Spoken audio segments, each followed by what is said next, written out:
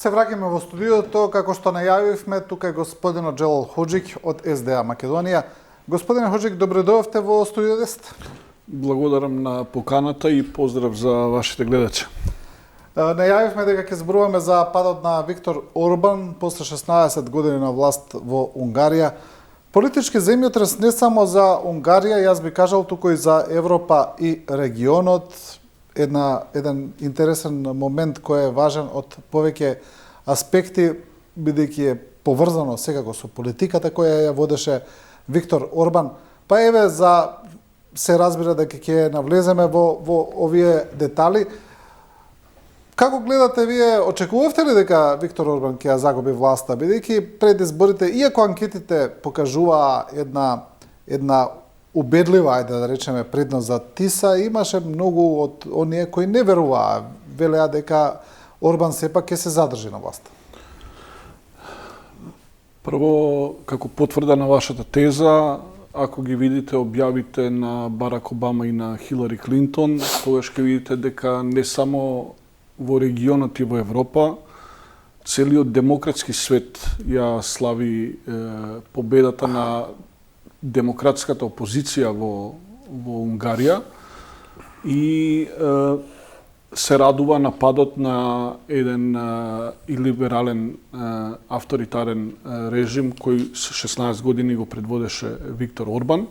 Стравувањата покрај јасните анкети беа оправдани затоа што Унгарија има еден сложен политички систем каде што поголемиот дел од пратениците се бираат преку мнозинските листи, а помал дел од пратениците се бираат на пропорционалните листи. Потоа, како и секој илиберален режим, проблемите со избирачкиот список и гласачите кои доаѓаат надвор од Унгарија, а имаат право на глас, опозицијата со право стравуваше и експертите за одредени, како се вели, инженеринзи, кои ќе треба да го ублажат поразот или да го спречат падот на режимот на Орбан. Понатаму и резултатот беше важен и од уште еден аспект, затоа што постојат во нивните закони разни механизми каде што собранието преку актуелниот претседател ќе можеше да се успорува во нивната работа и затоа е многу важен и тој резултат дека опозицијата победи со речиси двотретинско мнозинство. Дополнително на ова би сакал да укажам, пошто видов вчера и кај нас тука во Северна Македонија, дека одредени кругови се обидоа да релативизираат оваа победа на демократската опозиција во Унгарија. Не само македонските либерали и социјалдемократи и умерени десничари се радуваа, честитки испратија и социјалдемократите од Европската Унија и либералите од Европската Унија и секако од матичната групација семејство на Маџар, ИПП семејството на умерените десничари од Европската Унија. Значи, буквално сите политички субјекти кои ги негуваат демократските вредности, кои ја замислуваат Европска Унија како заокружен континент со интеграција и на останатите држави, и кои сонуваат за транспарентни и демократски држави, сите до еден ја поздравија победата на опозицијата на умерениот десничар Маџар. Виктор Орбан самиот себе се нарекуваше и либерален демократ. Тој на некој начин можеме да кажеме дека е основоположник на тој некој начин на владење, како што тој самиот ја нарекува, значи тој се противеше на неолибералите, како што вели, на практикувањето на тој начин на демократија. Тој измисли некој свој начин на практикување на демократија, што некои би кажале дека не е демократија. Што мислите за значењето на тој негов проект или тоа негово движење или таа негова Орбанова идеологија, што на некој начин се преслика и со Роберт Фицо во Словачка и со некои други европски држави каде што имаме можеби знаци дека некои такви партии би можеле да дојдат на власт, па дури многумина го спредуваат и Доналд Трамп со тој тип на владење. Добро, во првата карактеристика на овие и либерални авторитарни режими е дека нивната риторика е ултрадесничарска и ги напушта границите на она што кај нас вчера пропагандата на власта и ботовите сакаа да го релативизираат, дека сепак дошол повторно десничар во Унгарија. Да, дошол десничар, но демократ. Режимот на авторитарниот режим на Виктор Орбан само во последниот месец го тресеа страшни афери кои го покажуваат антидемократскиот мајндсет кој он го има, а да не збориме за годините уназад. Имаше афера на злоупотреба на тајните служби кои го следеа опозицијскиот лидер, и втората афера исто за која пишува сите светски медиуми и за жал доста помалку македонски медиуми, а тоа е дека Виктор Орбан, неговиот министер за надворешни работи, кој се среќавал во Брисел, ги изнесувал информациите од состаноците во Брисел директно, консултирајќи се и давајќи му предност така на агресорскиот режим на Путин. Од друга страна, имаше вчера за време на пресконференцијата на Маѓар, тој директно кажа дека добил информации дека Петер Сијарто во МНР уништува документи кои се директно поврзани со кршење на санкции кон Русија, на комуникација со Русија и така натаму. И имаш уште една информација која излезе во медиумите дека многу често одредени авиони заминуваат во афричките земји, као некоја символика дека се изнесува богатството на коруптивниот режим. Она што е интересно е дека Орбан владееше со таа ултрадесничарска, јас ја нарекувам лажен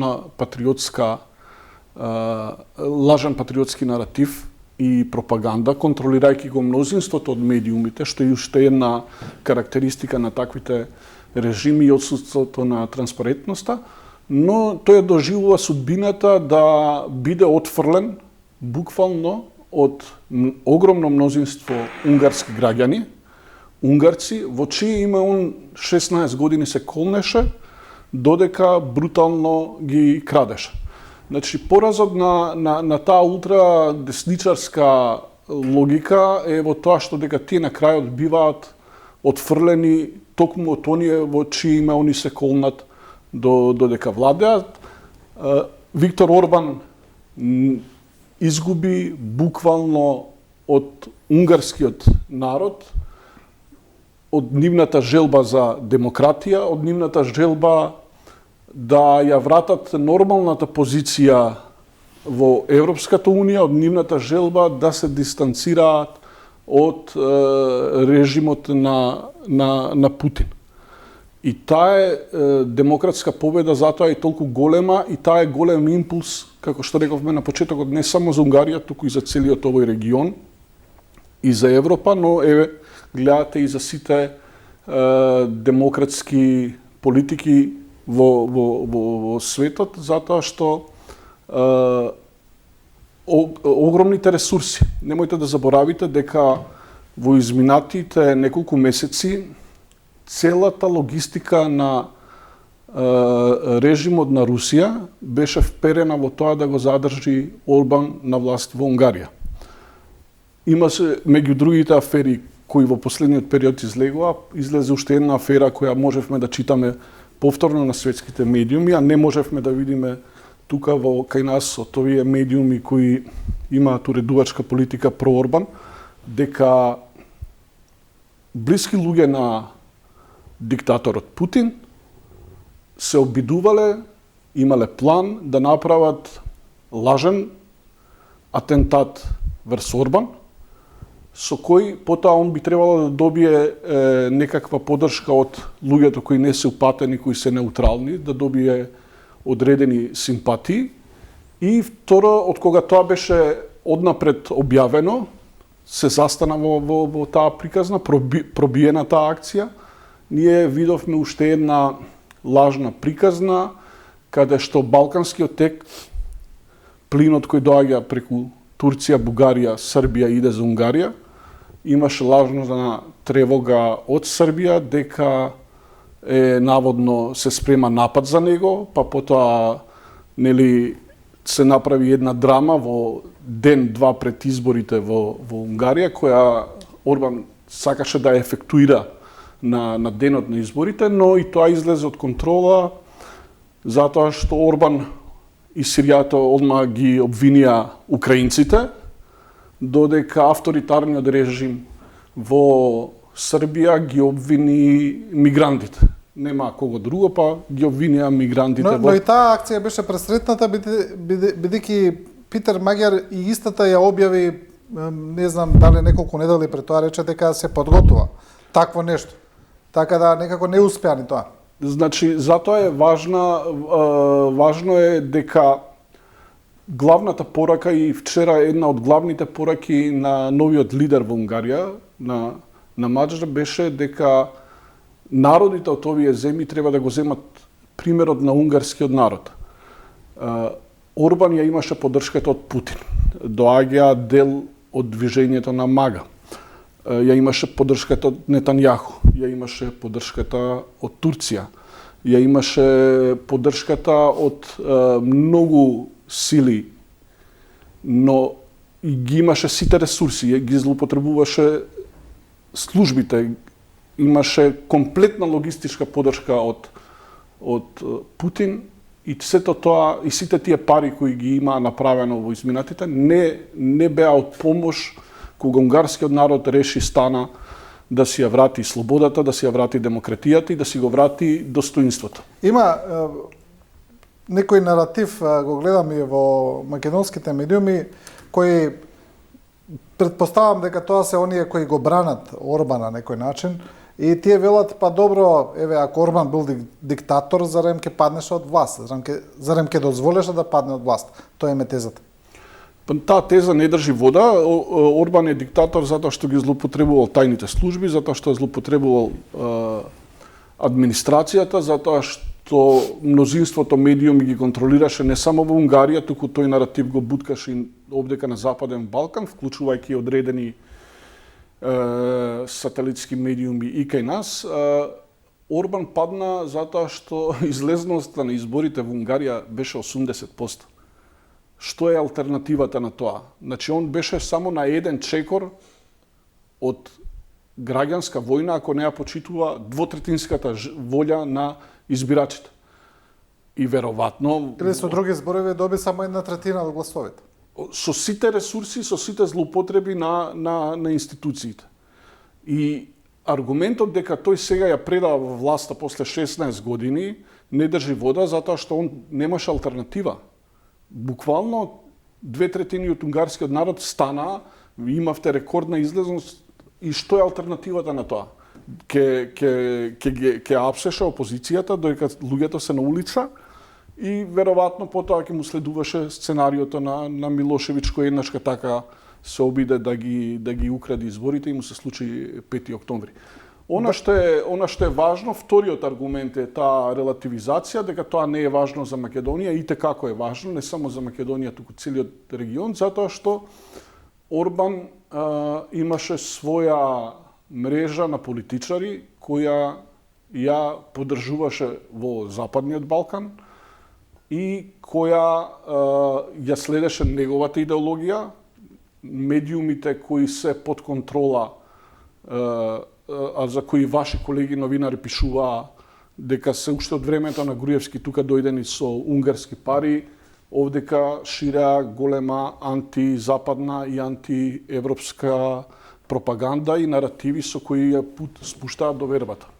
Второ, овдека ние имаме власт која буквално од Орбан зема милиарда евра, во европските извештаи се зборуваат за кинески пари и новинари пишуваат за таа работа, кои се трошат да овој буџет, овдека кој е сосем проблематичен, а и е во кризна состојба поради лошите политики на власта да се затвараат дупки и они спреку тоа одржуваа една власт во Северна Македонија која го сопре патот на Северна Македонија кон Европската унија. И уште нешто, не се работи само за Северна Македонија, буквално се работи за Додик во Босна и Херцеговина, се работи за Вучич во Србија. Јас гледам таму во контакти со демократската опозиција во Србија дека сите очи буквално беа вперени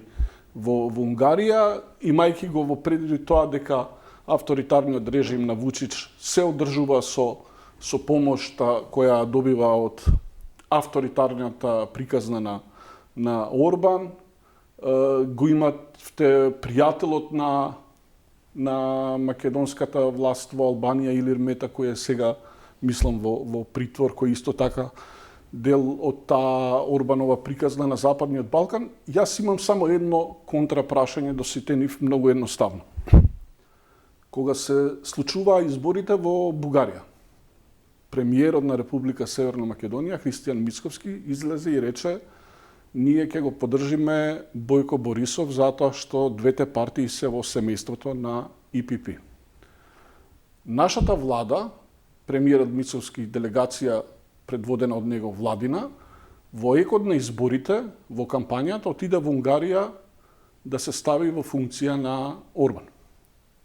Учествуваа таму на разни состаноци и одредени саеми и така натаму. Зошто, по истата логика, Христијан Мицковски не ја поддржа сестринската партија ТИСА од ИПП, туку го поддржуваше Орбан, кој е надвор од, буквално беше избркан од ИПП и формира некакво ново семејство на ултрадесничари во Европскиот парламент. Така да таа аргументација која гледавме кај нас комплетно паѓа во вода. Ајде вака директно да ве прашам, мислите ли дека падот на Орбан ќе влие некако на власта на ВМРО-ДПМН во Македонија, на власта на Вучич во Србија? Додик не е на власт во Босна, но неговите структури се. Еве во Македонија ќе имаме ли неко влијание, што мислите? Апсолутно да. Ајде прво да почнеме со реакциите од вчера.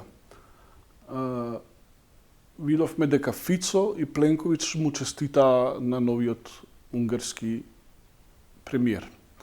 Видовме нервозна реакција од Русија. Ги посочивте намерно Фицо и Пленковиќ? Да, затоа што тие, посебно Фицо, али и Пленковиќ има одлична соработка со Орбан и има соработка комплетно системска од финансии, политика и така натаму. Сега Фицо и Пленковиќ вчера честитаат на новата власт во Унгарија. Русија одма праќа дека од тој ден Унгарија смета за непријателска. Само затоа што, пазете, новиот лидер Петар Маџар најави дека нема да се сврти против Русија, туку ќе се стави во една позиција да не ги поддржува нивните агресорски политики кон Украина. Русија вчера во официјална изјава на нивното министерство ја прогласува Унгарија за непријателска држава. Уште не дојден новиот лидер на власт. Вчера Александар Вучич имаше интервју каде што исто така имаше негативни пораки кон новиот лидер на Унгарија, каде што најавува преку пораките се гледа дека ќе следуваат заладување на односите, одма го обвинува за мешање на работи во Србија, што апсолутно не е точно. Човекот имаше изјава дека му е јасно кој е кумот на оваа групација, алудирајќи на Путин. Нервозната реакција на Вучич кажува многу. Имаше нервозна изјава и Милорад Додик, кој вели тоа е одлука, многу слична на пропагандата на ДПМН кај нас тука. Тоа е одлука на унгарскиот народ, но таа нема да влијае кај нас. И он понатаму зборува за пријателствата со Орбан, не упатува честитка до новиот премиер и гледате вчера кај нас дека таа честитка е упатена само од министер за надворешни работи Тимчо Муцунски, а немате честитка од председателката Гордана Силјановска, немате од премиерот Христијан Мицковски, кој би требало да биде нивото со идниот премиер на Унгарија да упати честитката на својата сестринска партија која бутнала авторитарен режим во Унгарија, и немате на човекот кој во ВМРО ДПМН е задолжен за односите со Унгарија, Александар Николовски, што покажува дека Северна Македонија уште се клацка и уште е на потемната страна во она лошо друштво од Фицо до Путин.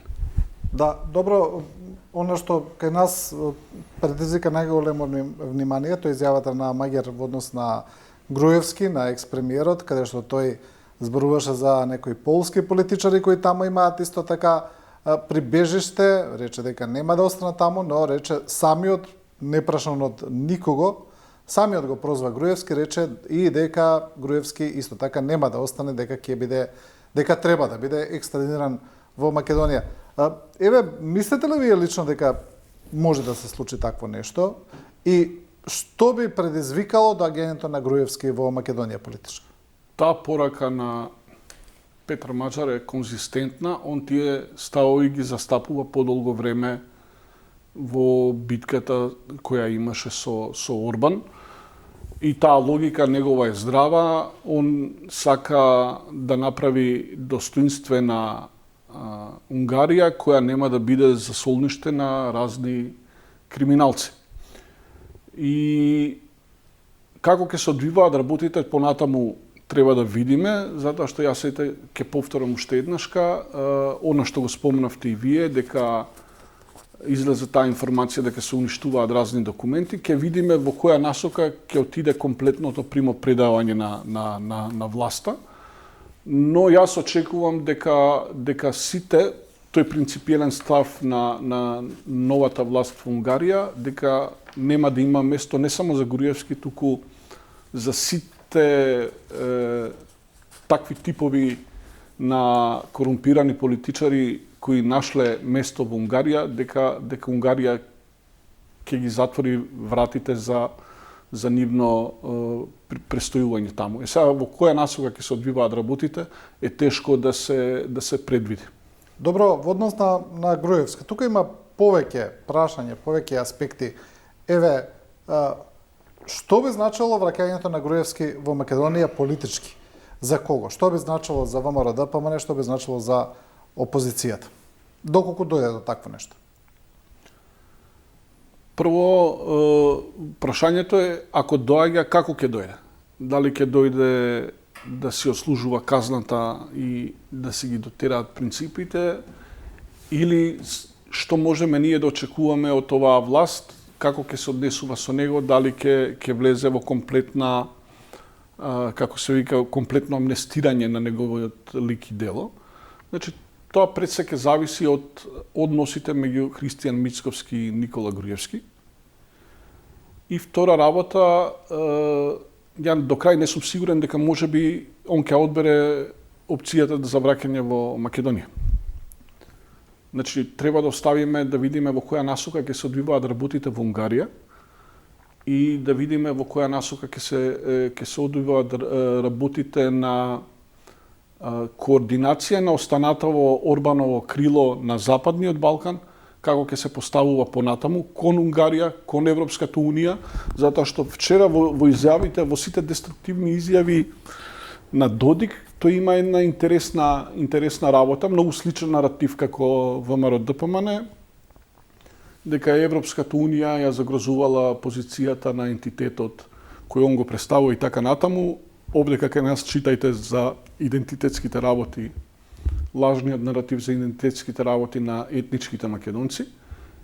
Но тој во еден момент вика, ќе треба да видиме и како ќе се поставуваме понатаму кон НАТО.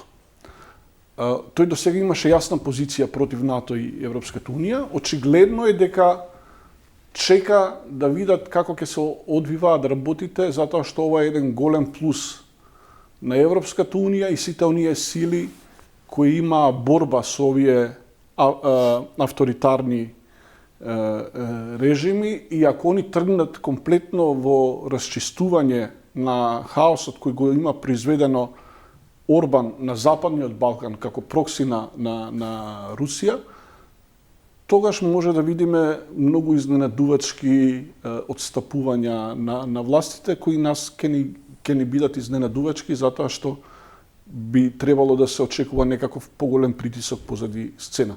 Затоа велам дека во овој момент е тешко да се предвиди прво каква ќе биде реакцијата на остатокот на авторитарните режими на Западниот Балкан, а потоа каква ќе биде и реакцијата на Европската Унија и на тие продемократски политички сили за дополнително расчистување со хаосот кој Орбан не само во Унгарија, туку го остави и на Западниот Балкан.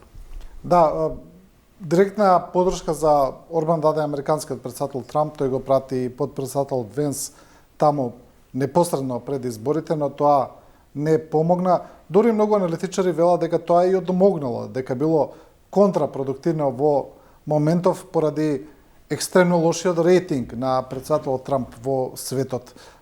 Мислите ли вие така, дека тој потег на Трамп не му помогна воопшто на Орбан? Да, во овој контекст имаше вчера доста продемократски сили кои се борат со авторитарниот режим на Вучич, зборува за тоа дека можеби е добро Венс да го посети Вучич и да му даде поддршка за да се убрза работата во таа насока. Многу е интересна ситуацијата во Соединетите Американски држави. Таа е комплексна многу пред овие случувања околу Орбан и кај нас тука. Републиканската партија е делумно поделена со еден дел кој е дел од мага движењето, каде што внатре има одредено крило кое е многу по радикално. Значи, Орбан ја имаше поддршката од Трамп и од Венс, но ја немаше поддршката од останатиот политички естаблишмент, не само на демократите, туку и добар дел на републиканците, кои се умерена десница во Америка. Така да таа поддршка која е дојдена во овој момент за Орбан после сите овие случувања кои ги гледаме и на Блискиот Исток и сите овие изјави на Трамп кои наидуваат на шокирање на демократскиот свет. Мислам дека сакам да кажам дека се согласувам со тие заклучоци дека таа поддршка повеќе му одмогна во Унгарија отколку што му помогна. Да, мислам дека тие како да кажам потези на Трамп дека шокира и голем дел од неговото мага движење, особено оние твитови каде што тој се представува како Исус, па потоа избрише и така натаму. Шокирачки делува и за неговата база. Апсолутно, затоа ви кажав, прво тоа е помал дел од јадрото на републиканците и реков дека во самото мага движење има уште има поделби внатре кои еден дел ја прифаќаат оваа идеологија на радикално десничарски движења и наративи, но тоа апсолутно не значи поддршка на целата републиканска партија кон тоа. Добро, да се вратиме повторно на Питер Маѓар. Ние кажавме дека тој е исто така десничар, тој всушност произлегува од Фидес, од партијата на Орбан. Има некои ставови кои се идентични со Орбан, например ставот кон емиграцијата. Тој е потполно идентичен и тука тој има изјавено дека тука нема ништо против, но има тотално различни ставови, например за војната во Украина, каде што тој рече дека треба да се одблокира европскиот заем од 90 милиарди евра за Украина, дека тој се спротестава на руската агресија на Украина. Значи, има ли страф, ајде да речеме, дека Питер Маѓар постепено би можело да се претвори во исто така во некаков автократ, бидејќи има исто, ајде да речеме, доаѓа од десна провиненција, има исти ставови за емиграцијата, бидејќи да се потсетиме дека и Орбан во почетоците беше еден либерален демократа, така почна, за постепено да се претвори во десничар. Како впрочем и Додик. Да, впрочем, ако се сетите на почетокот и на Груевски, кој од опозиција се представуваше како европски технократ, за на крај да заврши како ултранационалист. И како многу такви лидери кои како по еден пример завршуваат од технократи во ултранационалисти. Би сакал да укажам на неколку работи кога ги гледаме изјавите на Петар Мачар. Тој таму действува во еден амбиент каде што Орбан ги контролираше медиумите и направи преку лажните наративи, направи одредена ситуација да некои работи едноставно не бидат прифатени онака како што треба, затоа што контролата врз медиумите, како што кажав, и врз администрацијата и службите беше комплетно во рацете не на еден нормален политичар, туку во рацете на еден авторитарен лидер. Тоа може да се спореди кај нас како фамата која кај нас се направи од тоа дека Европската Унија го загрозува идентитетот на етничките македонци. И на ниту еден политичар во Северна Македонија не му е лесно да каже она што е комплетна вистина, тоа е дека Европската Унија е стратешка цел на државата, дека приказната околу идентитетските наративи е комплетно лажна и дека ние немаме друга алтернатива освен убрзано членство кон Европската Унија. Во иста, многу слична, во сличен контекст действува сега и новиот иден премиер на Унгарија, кој има база, има контекст општествен каде што е се наелектризирано.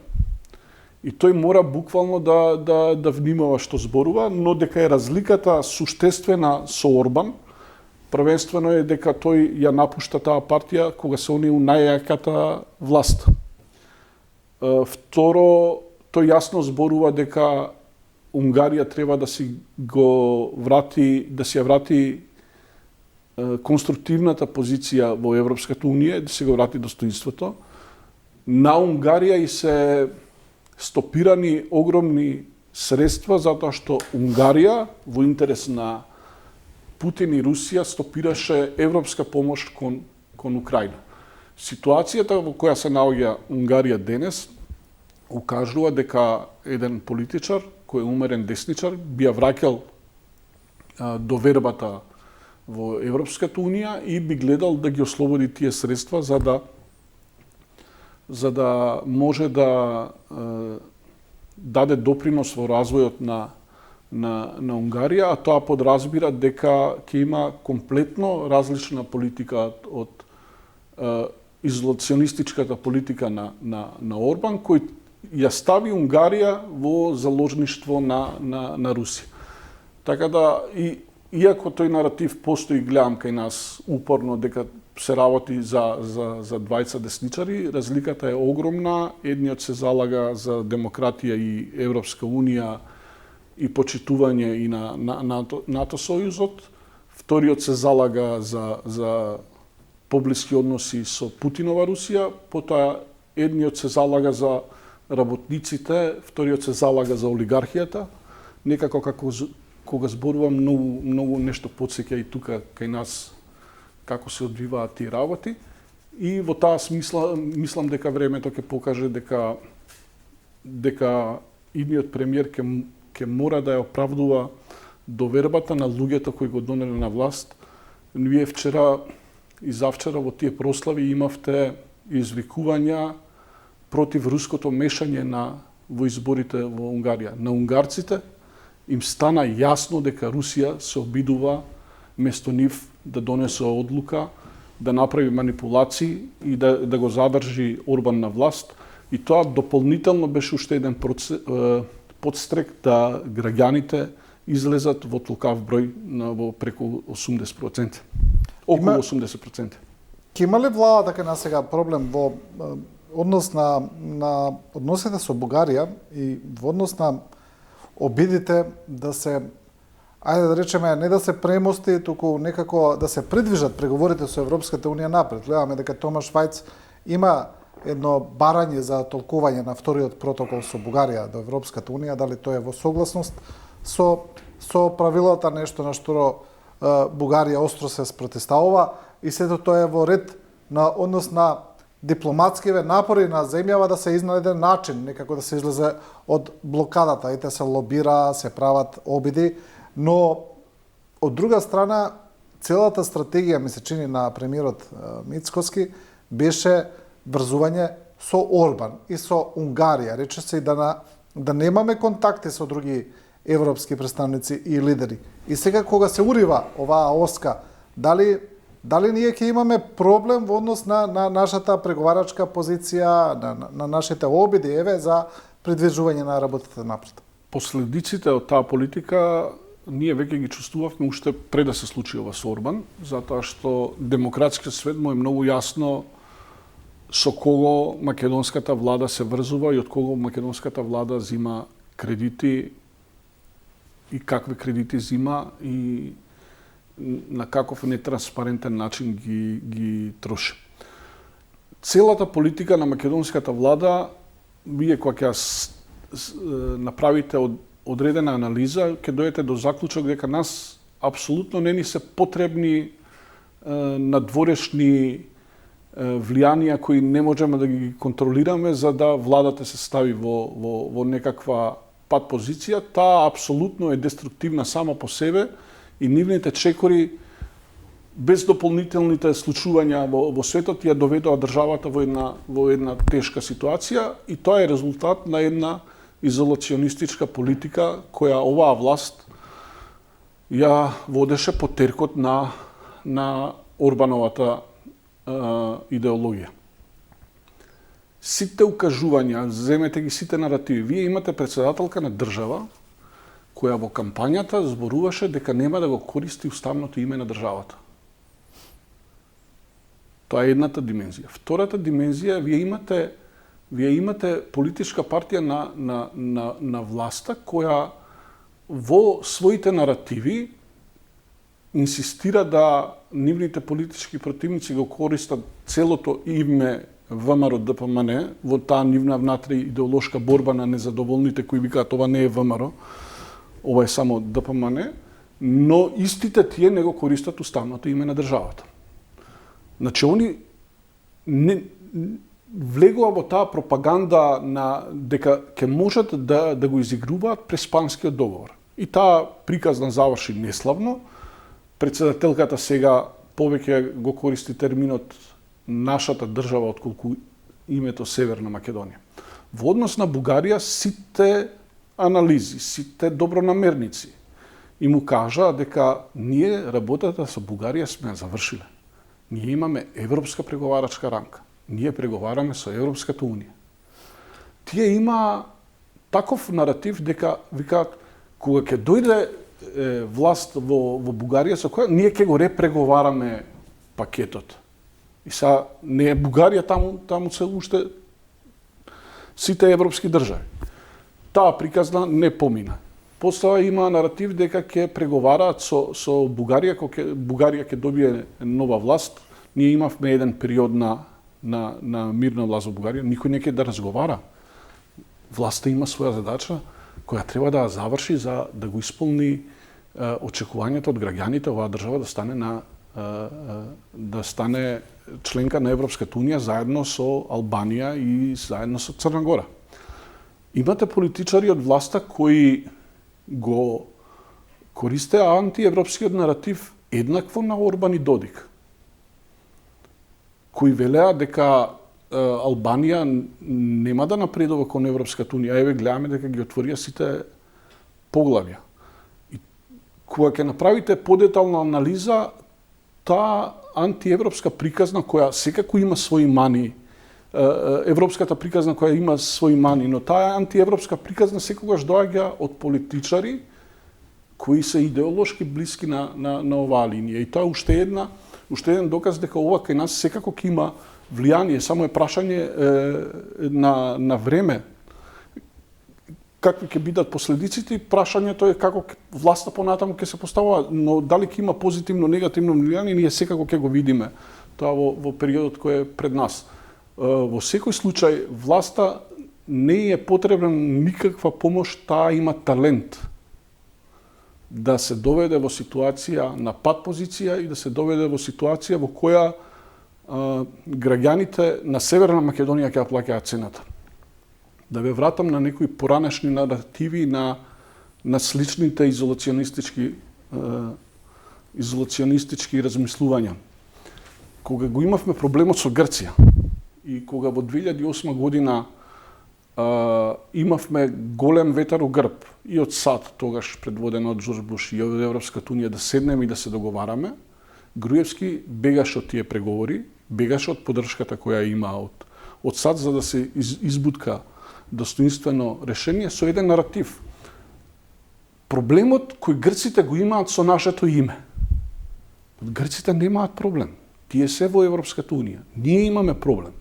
Држава која беше прва во регионот, која потпиша договор за стабилизација и асоциација пред Хрватска, а добивме кандидатски статус со Хрватска, денеска сме позади Црна Гора и Албанија. Многу веројатно дека и Босна ќе ги почне до година преговорите. Второ, ние кога добивме кандидатски статус, Црна Гора не беше независна држава. Кој има сега проблем во застојот на државата? Нашите граѓани или граѓаните на Грција? И истиот наратив гледам дека се користи, истата промашена логика, ветото од Бугарија кое сме го имале сега. Ние немаме вето од Бугарија во моментов. Таа е реалноста. Тоа е позиција на Европската унија. Ако не ќе идете таму, кажете, бидете фер, излезете пред јавноста и речете се откажуваме од членството на Европската унија. И вие имате еден наратив кога се правеше оваа власт. Албанскиот фактор во власта Влен велеше ако за 6 месеци не се откочи патот кон Европската унија, ние ќе излеземе од власта. Во моментов додека ние зборуваме, течат четвртите 6 месеци од власта, а премиерот зборува за спремност на генерации и децени да се чекаат подобри решенија. Во однос на, како што велат, спорот со Бугарија. Немаме ние спор со Бугарија. Ние имаме преговарачка рамка на Европската унија. Треба да возможиме почитување на проширување на преамбулата и почитување на човековите права. И тука не се работи само за бугарската заедница, се работи за торбешката заедница, која на пописот се работи за не знам, за црногорците, за египјаните и за сите останати. Што подолго се бега од таа работа, сметката ќе биде поголема. А за овој наратив, кој го почна и председателката, и премиерот, и ВМРО ДПМН од опозиција, тие буквално се гледа дека не им треба никој од надвор. Тие сами ја доведоа државата во една пат позиција. Да. Добро, господине Ходжик, ви благодарам за ова гостување. Благодарам. Поздрав. И со ова почитување го завршуваме и ова студио 10. Ви благодариме на вниманието и на довербата и останете со програмата на телевизија 24.